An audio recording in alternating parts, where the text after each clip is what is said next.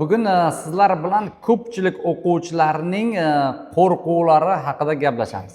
Mana imtihon pallalari yaqinlashyapti. Kimdir mana yozdagi litseylarga, akademik litseyga yoki universitetlarga imtihonga kiradi. Kimlardir o'sha sertifikatlarga imtihonga kiradi. O'shalardagi qo'rquv haqida gaplashamiz. Ya'ni o'quvchilarda har xil qo'rquvlar bor. Imtihondan o'zi o'ta olamanmi, institutga topshirsam grant kiramanmi, kontrakt tushib qolamanmi, yo o'zi umuman o'qishga kira olamanmi, yoki sertifikatdan birorta daraja olamanmi yoki ola olmaymanmi, o'zi men o'rgana olamanmi, yo'qmi? Shunaqa qo'rquvlar juda ko'p. O'zi umuman olganda qo'rquv qayerdan keladi? Nima uchun keladi? Xo'p, agar sizda to'g'ri yo'nalish va to'g'ri tajriba, yetarli tajriba bo'lmasa, bu tabiiy ravishda yuzaga keladi. Lekin sizda to'g'ri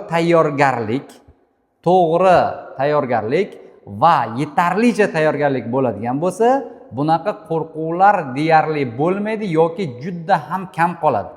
Masalan, qo'lida yetarlicha puli bor bo'lgan odam har kuni tushlik qilishda o'ylamaydi. Chunki o'sha puli bilan bemalol xohlagan joydan qornini to'ydirib ketaveradi. Xuddi shunga o'xshagan fanda ham xuddi shu. Agar siz to'g'ri joyga borsangiz, darslarni muntazam qilsangiz, to'g'ri yo'nalishda va darsni haqiqatda yaxshi tushunsangiz, yaxshi o'zlashtirsangiz, unga bog'liq testlarni yaxshi yecha olsangiz, unga bog'liq matnli masalalarni yaxshi yecha olsangiz, mohiyatini o'rgansangiz, sizda bu qo'rquvlar o'z-o'zidan kamayadi. O'zi aslida xavotir qachon paydo bo'lishni boshlaydi? Qachonki bolalar mavzuni yaxshi o'zlashtira olmasalar, xavotir boshlanadi.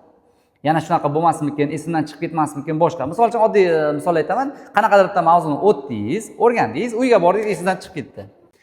O'z-o'zidan tabiiy xavotir bo'ladi. Imtihonda ham esimdan chiqib ketsa, yodimdan chiqib ketsa. Bu xavotiringiz, sizni tabriklayman, asossiz. Bu xavotiringiz, yana qaytaraman, asossiz. Sababi bu to'g'ri metodika va ustozga bog'liq. Agar ustoz tajribali, sizga o'sha harakat qilayotgan joylaringizga ko'p o'quvchilar kiritgan bo'lsa yoki ko'p o'quvchilar sertifikat olgan bo'lsa, ustozda tajriba bo'lsa, bu xavotirlar asossiz.